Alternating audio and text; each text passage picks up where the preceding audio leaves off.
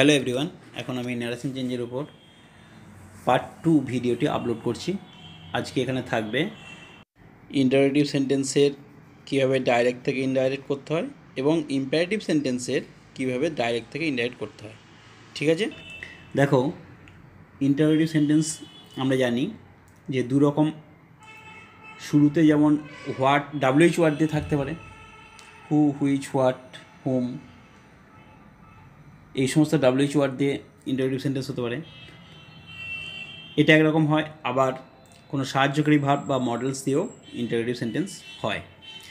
তাহলে আমরা কিন্তু ইনডাইরেক্ট করার সময় এখানে রিপোর্টিং ভার্বটাকে আস্কড বা এনকোয়ার্ড অফ আমাদেরকে করে নিতে হবে। আর যদি রিপোর্টেড স্পিচটা WH ওয়ার্ড দিয়ে শুরু হয় তাহলে ইনডাইরেক্ট ন্যারেশনে ওই শব্দটাকে অপরিবর্তিত রাখতে হবে। ঠিক আছে, এবং ইন্টারেটিভ সেন্টেন্সে যে আমরা যেটাকে ন্যারেশন চেঞ্জ ইনডাইরেক্টে কনভার্ট করব, তো তারপরে কিন্তু আর কোনো রকম সেটা জিজ্ঞাসা চিহ্ন থাকবে না, ওটাকে স্টেটমেন্টে চেঞ্জ করতে হবে। আমি করছি, উদাহরণ নিয়ে আসছি, তাহলে তোমরা দেখো, তাহলে বুঝতে পারবে। আর যদি ইন্টারেটিভ সেন্টেন্সটা WH ওয়ার্ড দিয়ে শুরু হয়, যদি সাহায্যকারী ক্রিয়া দিয়ে শুরু হয় বা ধরো কোনো মডেলস দিয়ে শুরু হয়, তাহলে সেখানে হ্যাঁ কিংবা না একটা উত্তর পাওয়া যায়। আর এখানে কিন্তু লিঙ্কার হিসাবে ইফ বা ওয়েদার নিতে হয়। আমি যেমন আগের উদাহরণগুলোতে স্টেটমেন্ট ছিল, সেখানে আমি দ্যাট নিয়ে এসেছিলাম লিঙ্কার হিসেবে। এখন কিন্তু আমাকে ইফ বা ওয়েদার নিতে হবে। আর রিপোর্টিং ভার্বটা আস্কড বা এনকোয়ার্ড অফ বা ওয়ান্টেড টু নো ইত্যাদি করা যাবে। দেখো আমি এক্সাম্পল নিয়ে এসেছি। তাহলে আমার প্রথম এক্সাম্পলটা হচ্ছে, দেখো WH ওয়ার্ড দিয়ে শুরু আছে রিপোর্টেড স্পিচটা। দেখো বলছে কি, যে 1 নাম্বার এক্সাম্পল বলছে, হি said to me what is your name. ঠিক আছে, তাহলে আনসারটা কী হবে? আমি বলেছি এখানে রিপোর্টিং ভার্বটাকে সেড টু মি আছে, তাহলে আমি আস্কড করব, তাহলে হি আস্কড মি। এরপর আমার ইনডাইরেক্ট ন্যারেশনে আর কিন্তু কোশ্চেন মার্ক থাকবে না, ওটা স্টেটমেন্ট হয়ে যাবে। তাহলে আনসারটা হবে হোয়াট মাই নেম ওয়াজ। দেখো আমি এখানে WH শব্দটাকে কিন্তু অপরিবর্তিত রেখেছি, শুধু টেন্সে চেঞ্জ হলো, যেহেতু রিপোর্টিং ভার্বটা পাস্টে ছিল বলে এটা হয়ে গেল ওয়াজ। ঠিক আছে, নাম্বার 2 দেখো, example number 2, you said to me why have you come. ঠিক আছে, তাহলে আনসারটা হবে you asked me why I had come. দেখো এখানে প্রোনাউনে চেঞ্জ হয়ে গেল, রিপোর্টিং ভার্বের যে অবজেক্ট ফার্স্ট পারসন ছিল, আর এখানে সাবজেক্টটা, রিপোর্টেড স্পিচের সাবজেক্টটা ইউজ সেকেন্ড পারসন ছিল। তাহলে এটা একটা আমি প্রোনাউনের যে নিয়ম আছে সেটা আমি একদিন বলে দেবো। আজকে তোমরা শুধু লক্ষ্য করো যে ওই ইউটা কিন্তু আই হয়ে গেছে, তারপর হ্যাভটা হ্যাড হয়ে গেছে, আর কামটার থার্ড ফর্ম কাম, কেম, কাম বসে গেছে। ঠিক আছে, আচ্ছা নেক্সট চলে যাচ্ছি আমি পরের এক্সাম্পল। দেখো সি সেড কমা কোশ্চেনের মধ্যে হোয়াই ডিড ইউ লাই। তাহলে আনসারটা কী হবে? She asked why I had lied. ঠিক আছে, আচ্ছা এর পরের এক্সাম্পলটা আনছি। দেখো এখানে রিপোর্টেড স্পিচটা সাহায্যকারী ভার্ব দিয়ে শুরু হয়েছে। দেখো এখানে বলছে যে হি সেড টু মি কমা কোশ্চেনের মধ্যে ডু ইউ হিয়ার মি। তাহলে আনসারটি কী হবে?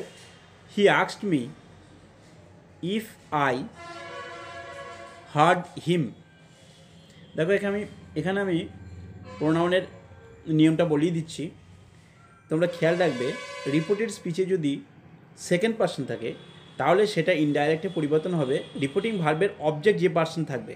দেখো এখানে ইউ আছে আর রিপোর্টিং ভার্বের অবজেক্টটা মি আছে, তাহলে রিপোর্টেড স্পিচের যে সেকেন্ড পারসন ইউটা রিপোর্টিং ভার্বের আমি বললাম কি অবজেক্ট অনুসারে, অবজেক্টের পার্সন অনুসারে পরিবর্তন হবে। তাহলে এখানে মি আছে বলে ওটা আই হয়ে গেছে। আবার দেখো,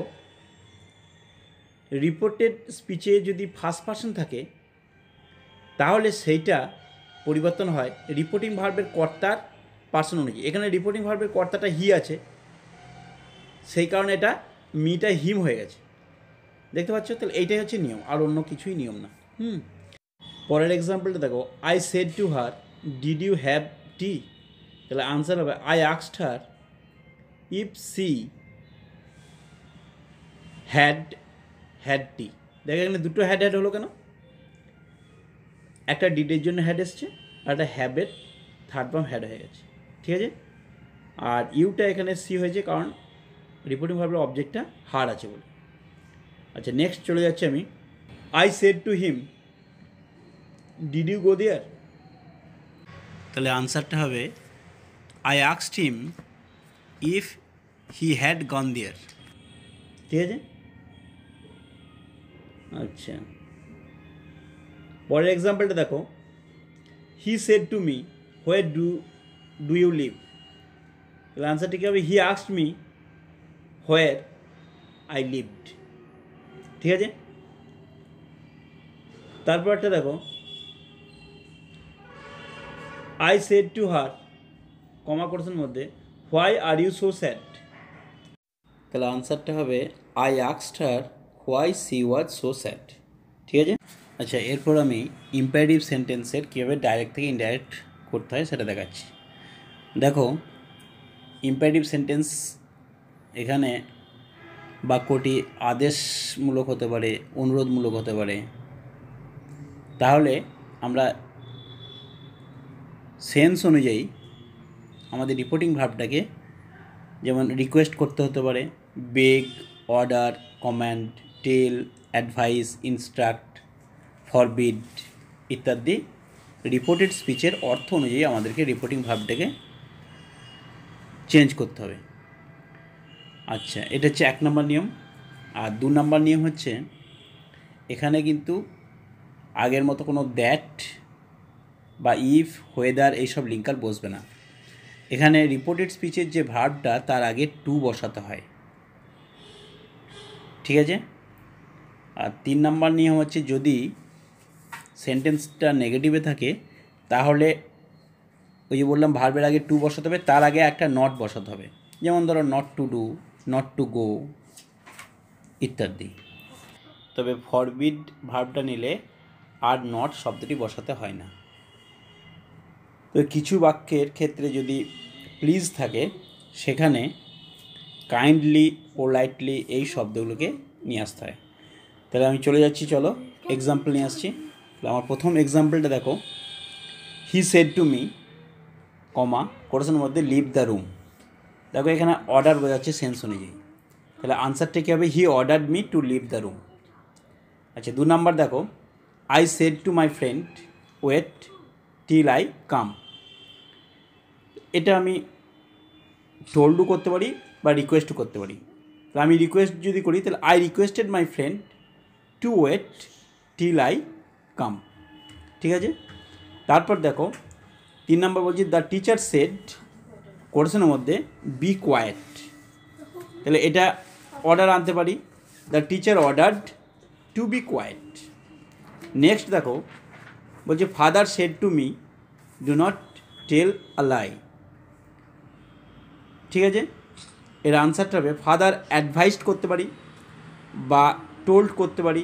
তাহলে আমি যদি ফাদার অ্যাডভাইসড করি তাহলে father advised me not to tell a লাই।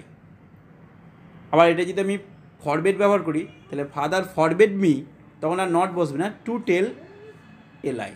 ঠিক আছে? আবার দেখো যদি বলি I said to you comma কোটেশনের মধ্যে give me your pen please. তাহলে আনসারটি কী হবে? I told you politely to give me your pen. ঠিক আছে? আচ্ছা, আর একটা বলছি দেখো, the general said to the soldiers fire. এখানে জেনারেল অর্ডার করছে, তাহলে কী হবে? The general ordered the soldiers to fire. ঠিক আছে? আজ এই পর্যন্তই রাখলাম।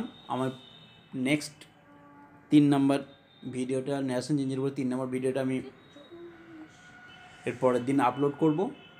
তোমরা আজকের এই ডেসক্রিপশন বক্সে আগেকার কিছু লিঙ্ক তোমরা পেয়ে যাবে। আর যারা এখন এটা সাবস্ক্রাইব করোনি তারা সাবস্ক্রাইব করে নিও, তাহলে আমার পরের ভিডিওগুলো তোমাদের কাছে খুব তাড়াতাড়ি পৌঁছে যাবে। ঠিক আছে, রাখলাম।